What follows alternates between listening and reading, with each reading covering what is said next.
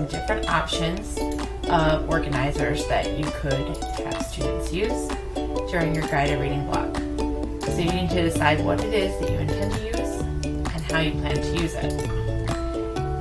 Let's imagine I want to have my students do an idea web having to do with the main character in the story that we are reading in guided reading. I want them to describe character traits. So in the middle, I might put in here character traits of Shelley. Okay? And then I leave these boxes blank so that my students can fill those in. Now if I go to print this right now, this text that says click to add text will not print. It's technically, it's invisible, really. This is considered just directions for you or directions for your students. So this is how I want it. I can just go in and I can go File and Print. Which will generate my preview, and I'm just going to select that I want to print the first page. And when I'm screen sharing, this tends to go rather slowly, so I'm going to close that out, but that's how that works.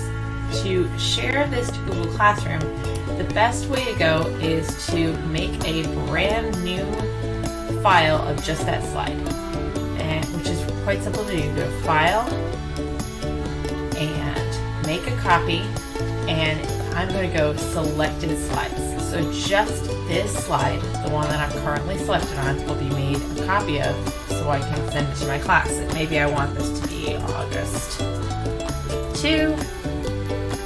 Copy.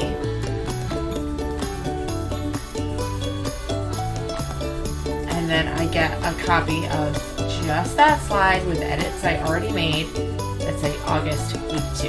And I want my students to be able to type in these boxes. So then I'm going to go over to Google Classroom